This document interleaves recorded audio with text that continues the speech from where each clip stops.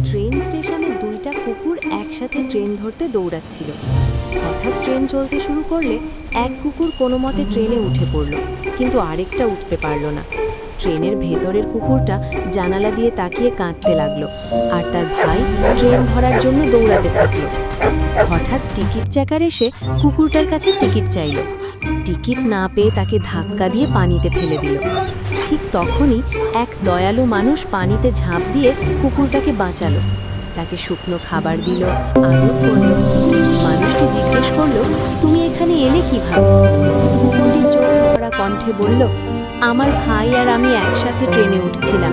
আমি উঠতে পেরেছি, সে পারেনি, তাই আমরা হারিয়ে গেছি।